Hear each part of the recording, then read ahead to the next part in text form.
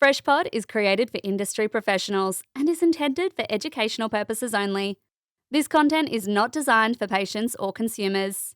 There's this idea that if you have one password, it's really easy to remember, and we put it across everything. So your bank account's the same password as potentially what you're logging into the Fresh app with, and then what you're logging into other applications with. That's a huge risk. We know when we look at some of the security reporting, like credential reuse is one of the biggest threat entries in.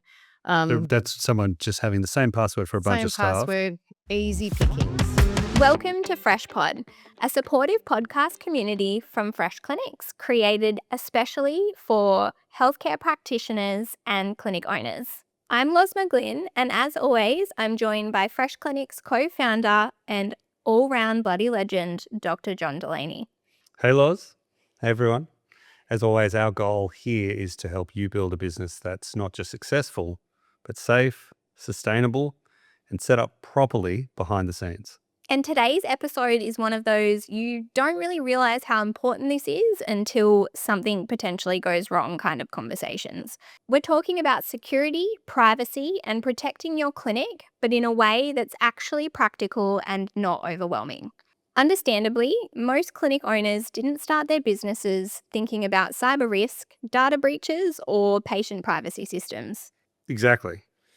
And with the rise of digital systems, online platforms, AI tools, the way clinics operate has completely changed, which means the risks and responsibilities have changed too. So, to help us break this down in a way that actually makes sense, we've brought in Fresh's Head of Information Security and Privacy, Nicole Neal. Nicole has over a decade of experience in cybersecurity across global organizations and fast-growing medtech companies. She is genuinely passionate about educating and supporting our Fresh members in how they can keep themselves and their patients protected in the cyberspace. We'll cover what patient data actually means, where clinics are most at risk, and the simple things you can do to protect yourself and your patients. If your clinic got hacked tomorrow, would you be okay?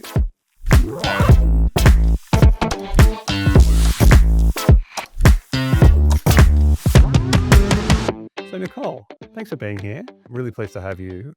You're Head of Information Security and Privacy at Fresh Clinics. That's such an important role, and it's something we take very seriously. I mean, we invest into to ensure that we're at the head of the pack when it comes to those sorts of things.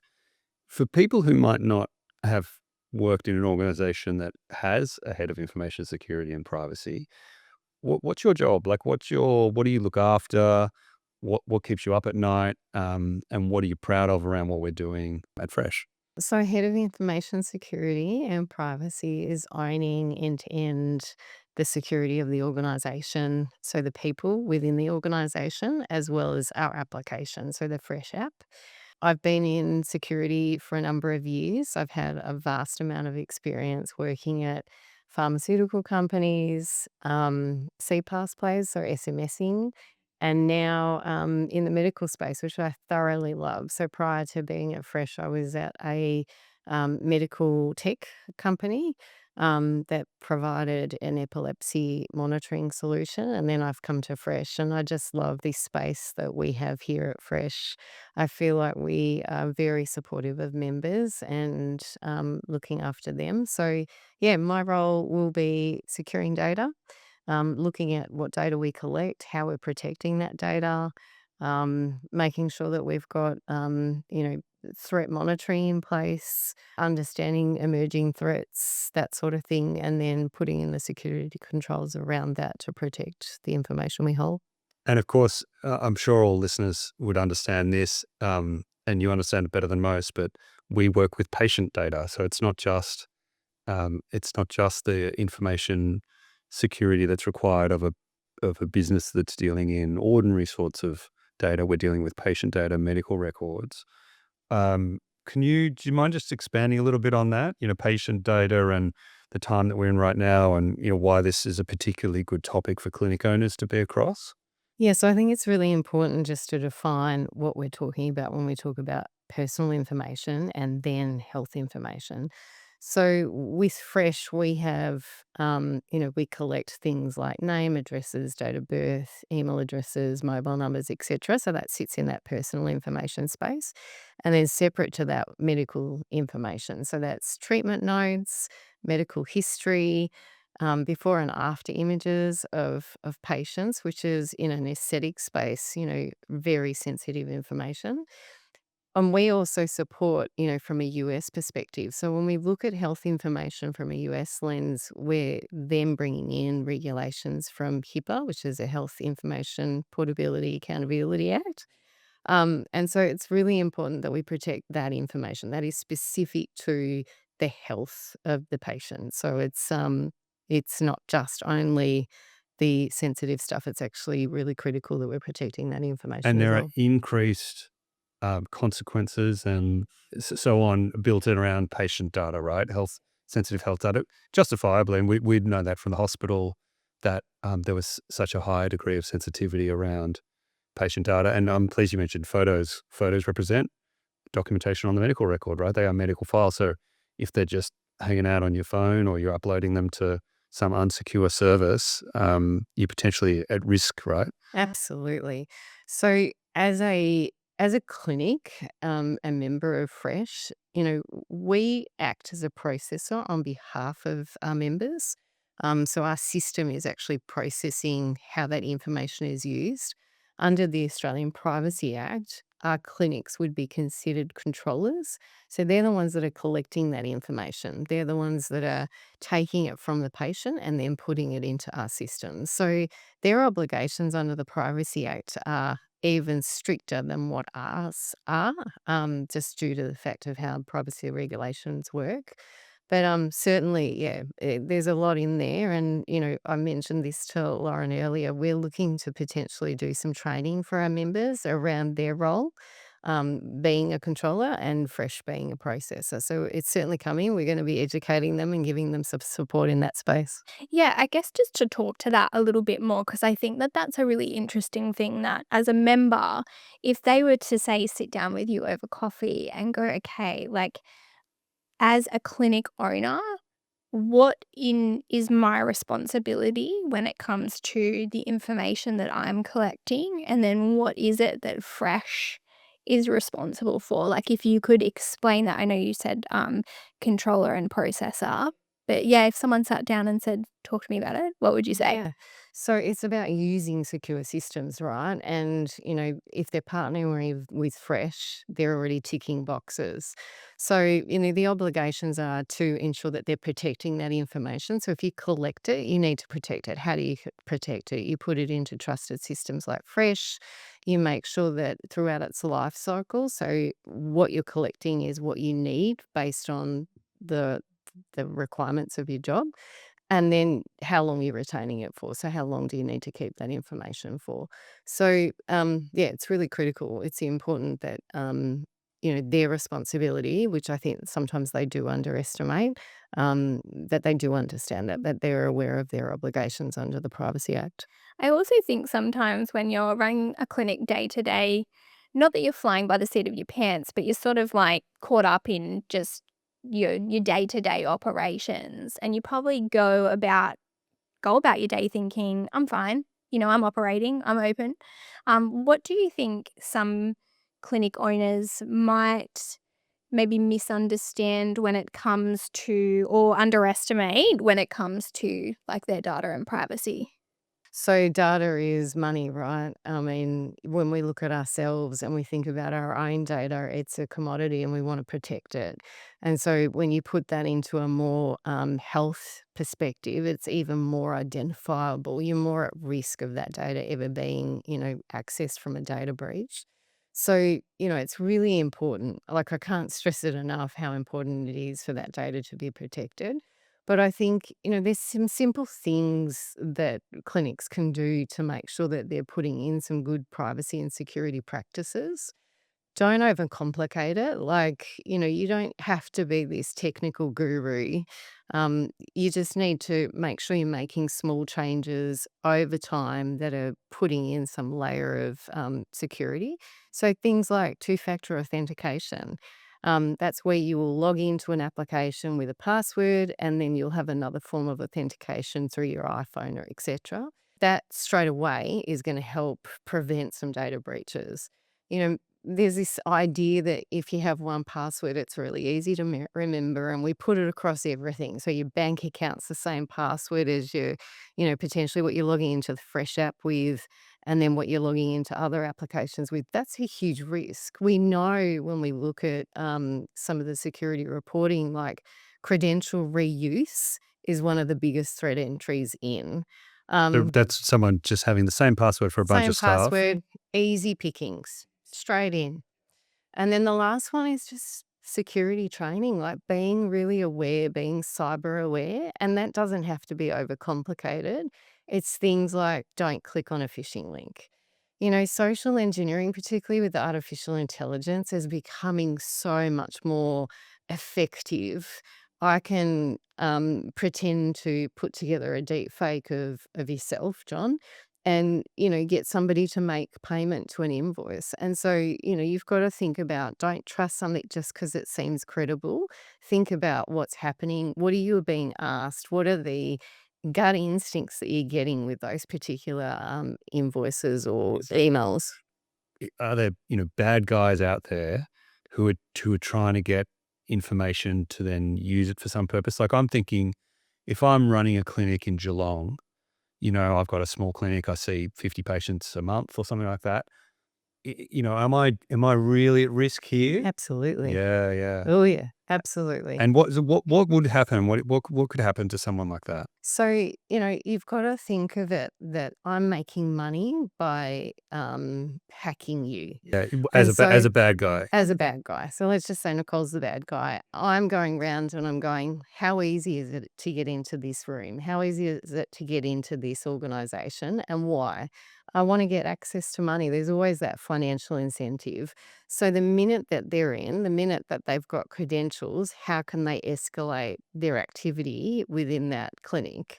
And so it could be that they might take the data and sell the data, and then now all of a sudden your reputation Because as then another bad guy can use that data to pretend to be someone and absolutely. So identity theft is huge. I mean, there's been so many articles about it. you send me one every week. I do.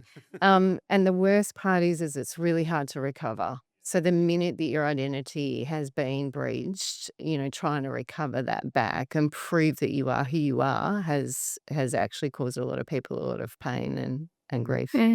With you just mentioned before, just like the uprise, I guess, of like AI is becoming something that people are relying on, but also, a bit scary in a lot of ways. And this by no means is just to sit here and like fearmonger anybody, but just about being realistic and understanding what's out there.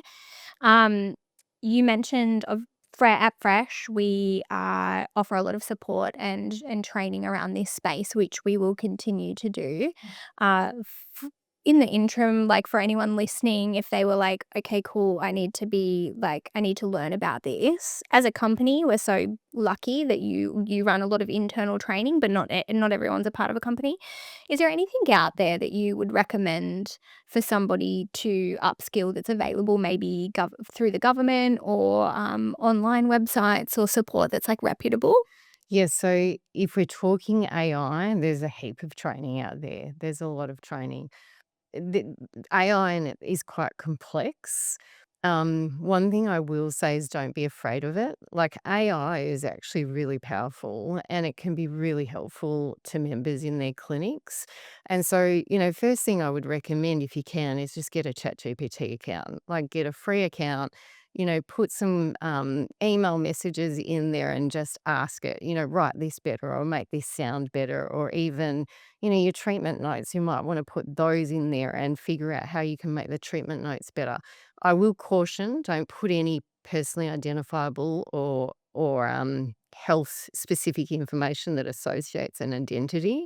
So getting back to who I am as a person.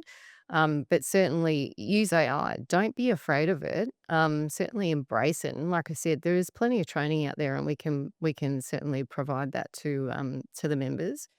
The OAC, so the Australian Office Commissioner, has training on privacy. There's a whole section around privacy, understanding your obligations as a controller and a processor, what you expect from Fresh, and what we expect from you as a controller, as a member.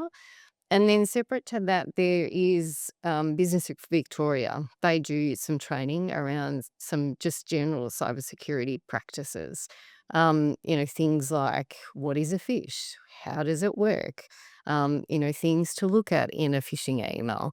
And so a phishing email, just to be clear, so that's an email that'll come into my inbox and it'll look really legitimate. It might come from Westpac or it might come from something that I would trust, and it'll use tricks and lures, phishing, to entice me to click on a link. And once I've clicked that link, they've kind of, the bad guys have got me. So it depends. It doesn't necessarily that if you click on the link, they've got you. It depends what is in the back end of that link. Now, if it's an attachment, it could be that it's installing something on your computer.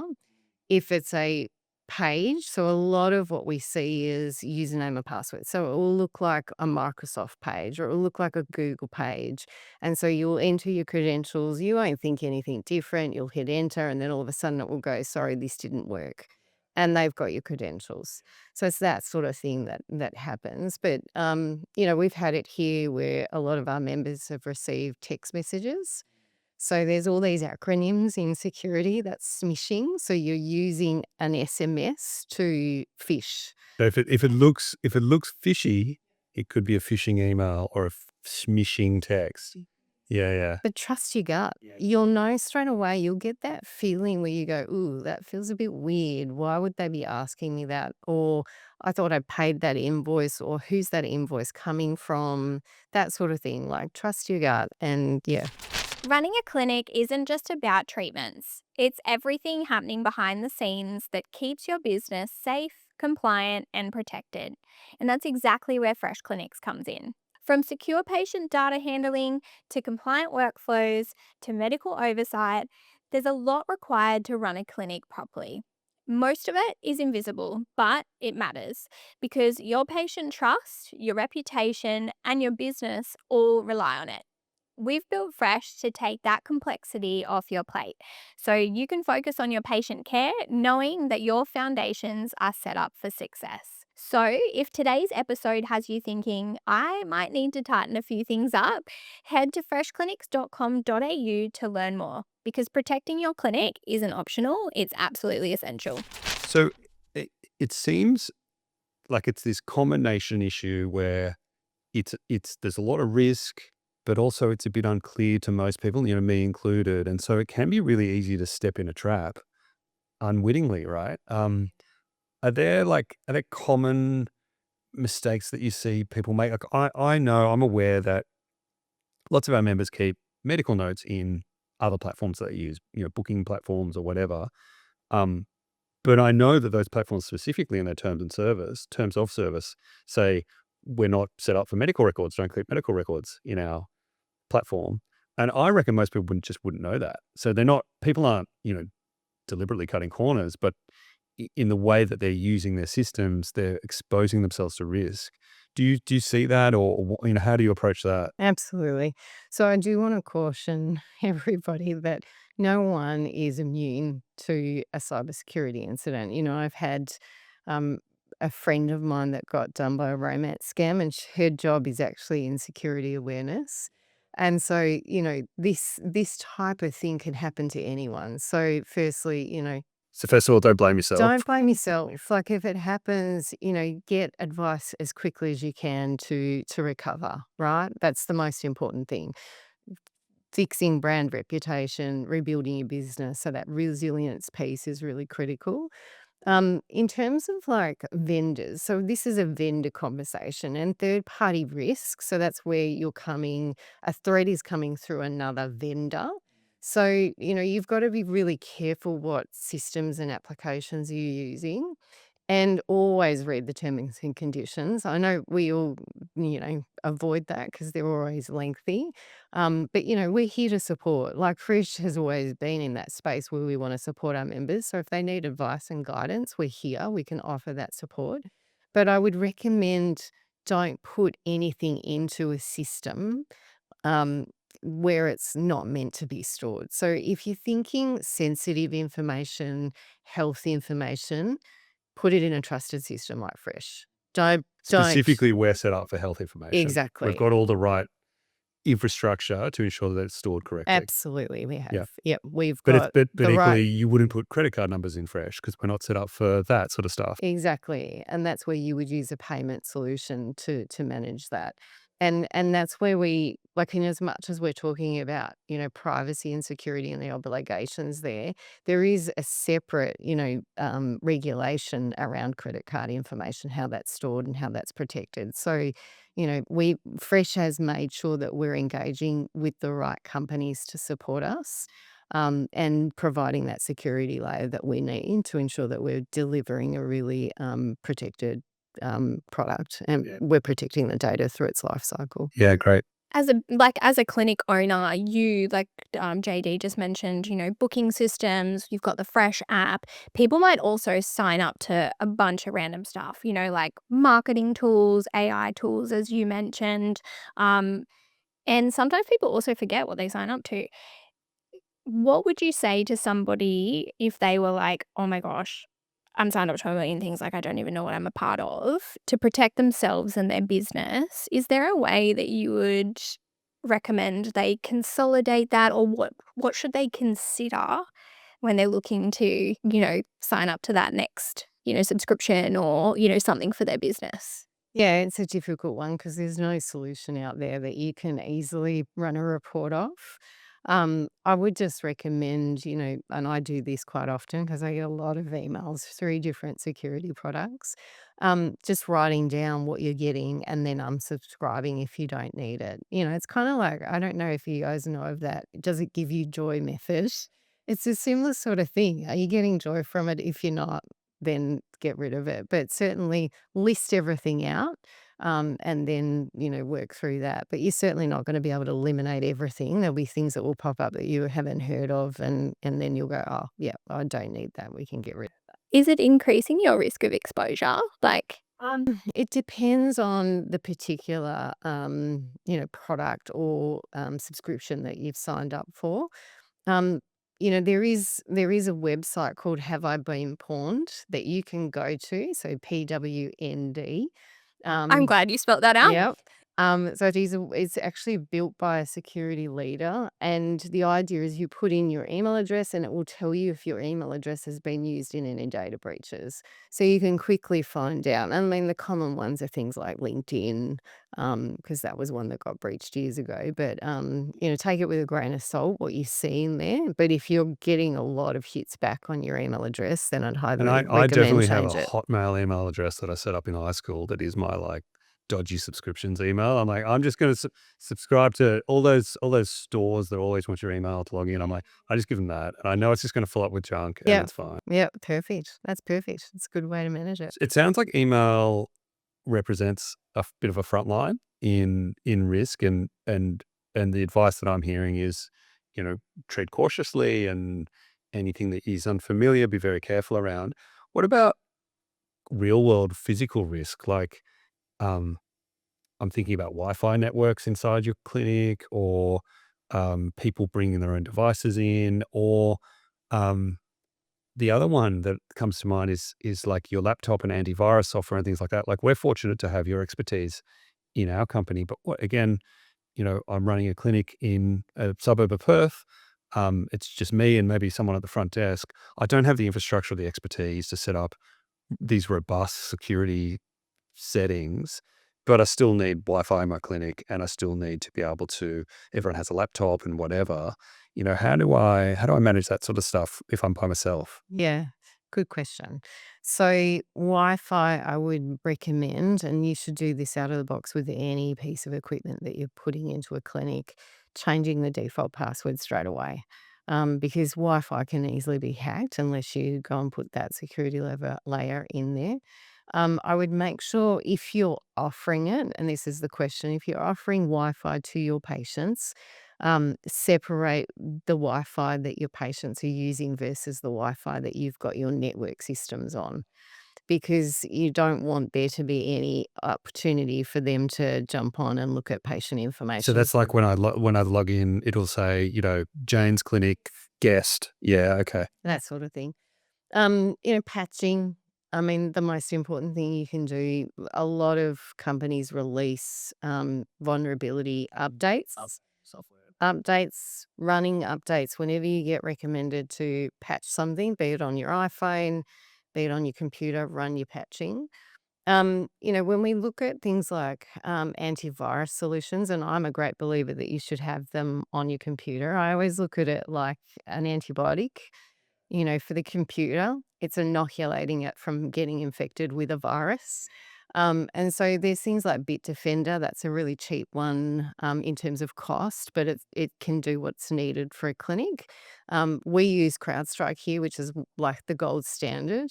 But certainly there's some opportunity there that you can look at. But yeah, again, we're here. We can ask the questions. So have an antivirus on your laptop, particularly if you've got a Windows laptop, right?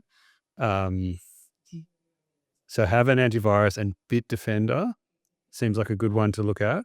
And then with your Wi-Fi, set up a guest network, which shouldn't be too hard. And maybe that's available on YouTube. It's a tutorial. Someone will show you how to do that. Yeah. And then make sure you're updating the hardware and the software, which to me, for a lot of people, that'll be they're like, oh my God, I thought I could just set this stuff up and forget about it. But what you're saying is every so often, check and update and make sure that it's safe. And change the default password was the other one. Yeah. Okay. That doesn't sound too hard, right? And if you've got equipment that's, a certain length of time old, I'd recommend looking to do some upgrades on it. This is, this is my own interest, right? Is I buy a modem, a Wi-Fi modem, and in a couple of years, the newer ones that come out are more secure. Absolutely. Okay. Yeah, okay. definitely. So every couple of years, it might, rather than keeping that yellow bit of plastic from 1993, I should update it and get a new one. And any good brands for that sort of stuff, it's all about the same. It's all about the same. Yeah. Okay. Just adding to that, we spoke about it before, but passwords. I reckon everybody could resonate with finding it way too difficult to have multiple passwords. We have something set up here at Fresh called 1Password. Do you want to talk through what you would recommend as a clinic owner? And even just personally, I think it's important because like my mum, for example, like she's tried to set up multiple passwords. She has a little e-commerce business.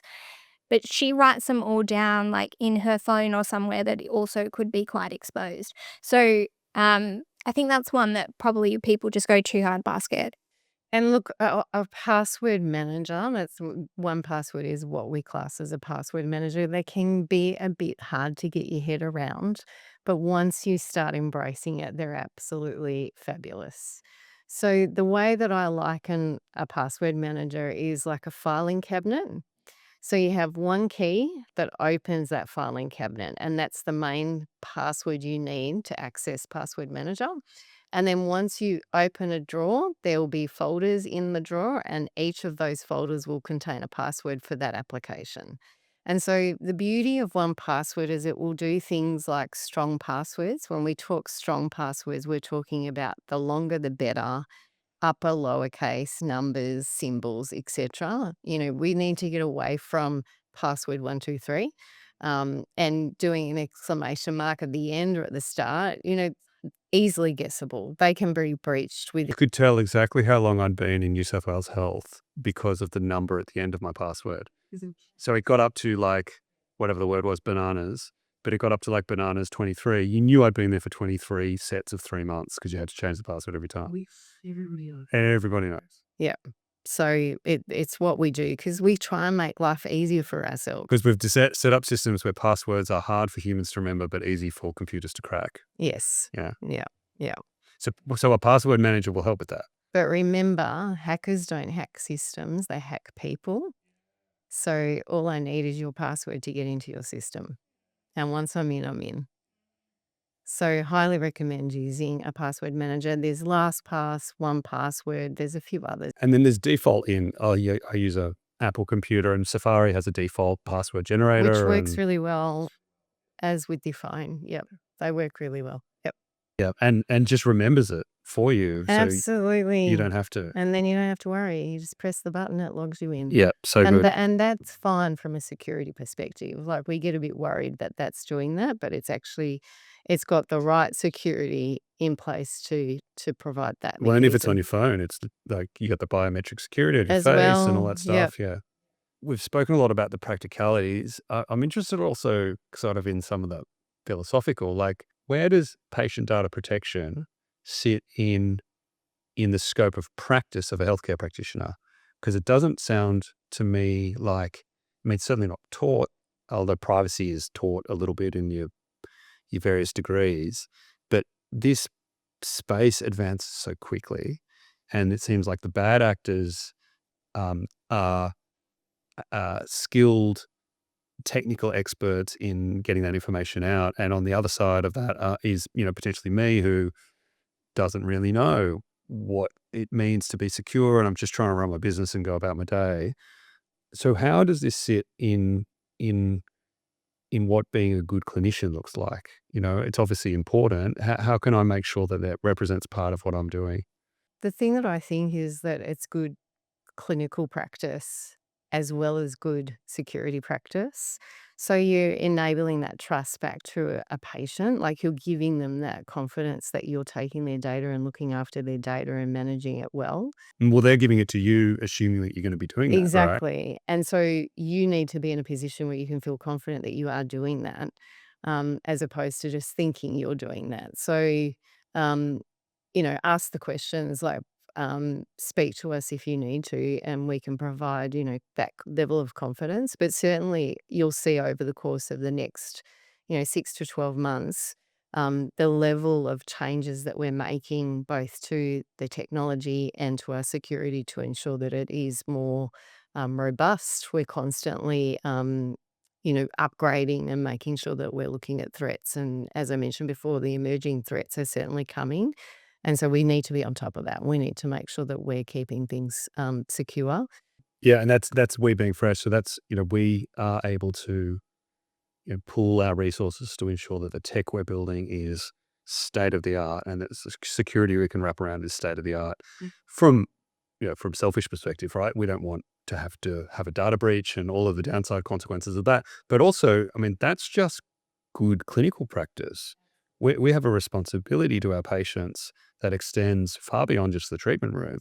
We have to look after, be good stewards of their data and make sure that we take that responsibility that we're being given very seriously. And so, we and our members, we all share that responsibility, and we share that benefit of coming together and building something that is robust, that meets Australian standards, that meets American standards, that can often set the standards in a fast evolving field. It's really, it's an exciting thing to be thinking about and working through, and the nuance and detail of it is huge. Oh, yeah. Yeah. Absolutely. And I think as AI starts to take more of a presence, I think we're going to see a lot more coming out from a regulations perspective and expectations on how, clinics are managing and protecting that data, and then how we support them in that program. Is there, in that regulatory space, is there kind of, does best practice, the software, the GP software, or PowerChart, the hospital software that many people use with mixed affection, are there different standards for how that manages patient data as opposed to a small clinic in a country town, or is everyone held to the same standard? Everyone should be held to the same standard, right? I know a lot of people that work in like hospitals and that medical space, and the worst part is that often in healthcare, threat actors are aware that systems are built on legacy systems. I'll never forget, I had to go into a hospital recently, and I walked in, and on the computer was admin and then the password, right? Because it's about, doing things quickly. We don't want to slow down what we're doing. We're here to provide a service. And so, that's that in my mind, I think it's really important that um, you understand that security has to evolve tech has to evolve. I just think that when you look at those types of environments, it's their security is by no means in a position where it's robust and safe. I mean, there's enough. When we talk about security, we talk about layers, we talk about defense in depth. So there's enough there to protect it, but certainly it's open to be breached and it's open to be exploited. But from a security point for Fresh, we certainly don't sit in that space, and Well, we it's certainly the have advantage of secure being systems. it's advantage of being a young company that is able to build their own technology. Yeah. And so we're able to make sure that our members are constantly upgraded. And it's not too different from APRA release a changing guidelines. We incorporate that into our technology, and therefore members are compliant. The same way in the background, most members wouldn't even know, but you and the other members of the tech team are working to make sure that our members are satisfying their privacy obligations and that patient data is stored securely, and all that sort of stuff is just compliance and safety by default is such a core part of what we do. And there's an enormous amount of work that happens in the background, right? We monitor our systems 24/7, scanning for malicious activity. So, when we're taking those steps to reduce that risk. And I think sometimes the amount of work that's happening in the background does go unnoticed. But we're certainly building a very secure platform. The way that we're managing data, the way that we're protecting data, the way that our employees are accessing that data, the way that our members are going to be able to access that data, we're putting in all of those layers of controls that I mentioned before. Nicole, you have given such an amazing amount of information and support and advice, which has been really great. Like, I've learned a lot. But for someone that's sitting here going, wow, this is really good, but it's a little bit overwhelming, where would you say is the best first place for somebody to start? Oh, look, I don't think any place is a bad place to start. I think, keep it simple and don't overcomplicate it. The first things you can do is 2FA, turning on that multi-factor authentication. That to me is really important. And again, just to clarifying the definition. So that's that thing where you log in and either you get a text message with a code or you've got your authenticator app. That's 2FA. Yep. So password initially, and then the authenticator app or a code. So, when a threat actor attempts to attack an organization, they'll go for the lowest hanging fruit. So if you've just got a password sitting there and not another code, and that you own that code, you're physically holding that It's on phone. your phone, yeah. Exactly. They can't get to that. There is techniques that they can use, but generally they But don't seem that's to. hard. That's harder, so they don't bother. Way Yeah. harder. They want the lowest hanging fruit. And as JD said, like, some platforms and systems make you do that, but maybe it's without going in and ensuring that that's set up Yeah, turning it everywhere, on. just turning Yeah, it on everywhere. absolutely. And then the next one would be the password manager that we mentioned. I think, having unique passwords across all of your applications is really important. And the reason being is that if I'm a hacker and I get in, I can't escalate my privilege. I'm blocked at that one application. I'm going to get bored, move on to the next person. And then the final one would be educating your team. So doing some security awareness, No passwords on Post-its on the no computer. passwords on Post-its, put the old-fashioned way of putting it underneath the keyboard. None of that. None of the clicking on the links. Think before you click. It's the golden rule. And if you get a text and it's out of the ordinary, just know that it's probably something fishy and delete it. Like, you don't have to engage. You actually have a choice where you can just go, I'm deleting that. I'm a great believer that if someone wants you, they will make sure they can get a hold of you. If it is a legitimate business requirement for them to speak to you, but most of the time it's just noise. John Holbrook sent me a message this morning. He said, I assume you're not going to a conference in Kenya? I said, no. And he'd been sent an email invitation to join me at a conference in Kenya, and there was a link to click and so on, right? So it was remarkable in this business when you reach a threshold of size And suddenly hackers go on LinkedIn and they find out what your name is and they start emailing your employees. And so quick people were like, "Hey, John, did you email me about this?" And I was like, "No." And luckily everyone was aware enough of, my communication style or the fact that I wouldn't be doing whatever. But Yeah. and with AI, I imagine that's going to get worse and worse and worse. Oh, easily. It's already happening. I mean, it's not only just in the level of language that's changed, because back in the day, you just look for spelling mistakes, really poor grammar, like dear sir or Mr. blah. Whereas now it's actually really articulated and they will take things. So that's reconnaissance where they're jumping onto LinkedIn.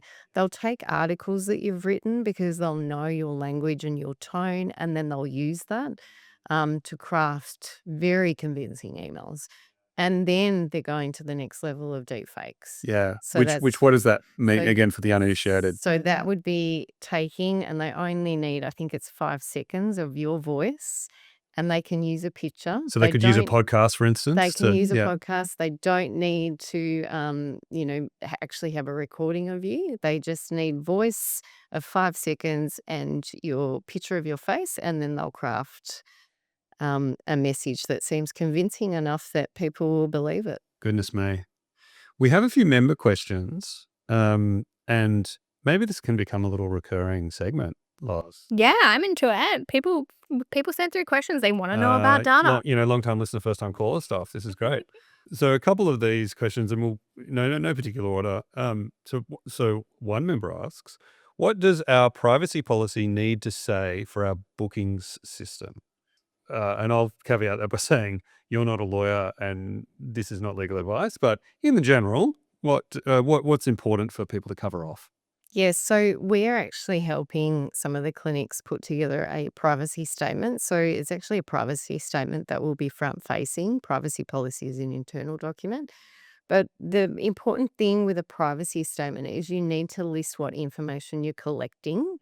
And then you need to list how you're using that information, how you're storing it, how you're protecting it. They're the obligations under the Australian Office of the Commissioner, Information Commissioner.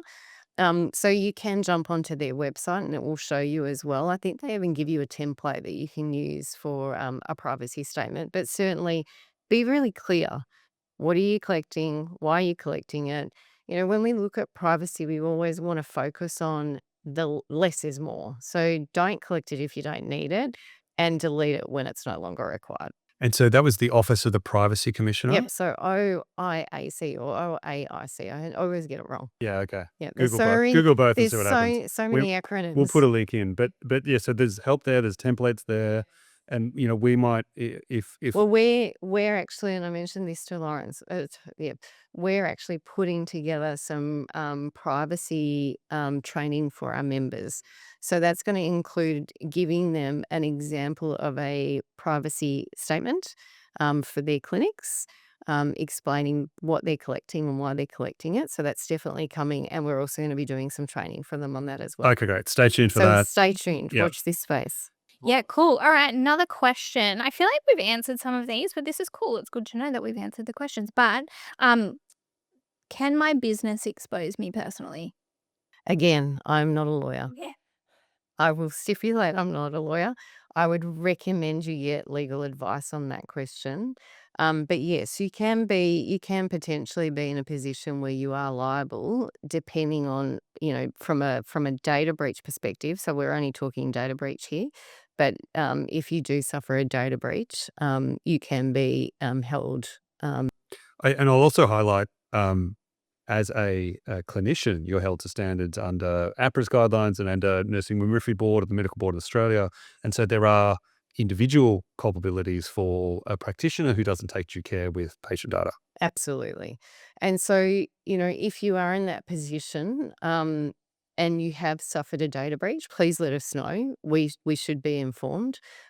We can potentially give you some assistance on how to, contact the OAC and let them know. So there is a whole notifiable data breach that you should do. Yeah, and so that's a big topic for probably beyond this, but people should know that if there is a data breach, you're not allowed to keep that to yourself. It's like a notifiable disease.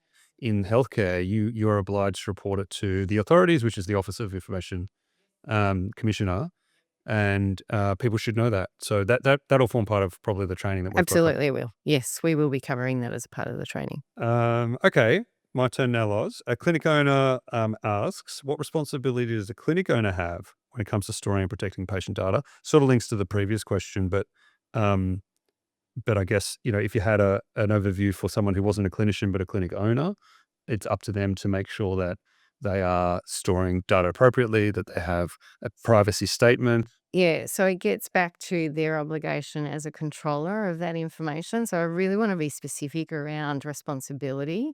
They are the controller. They are the person that is collecting the information from the patient.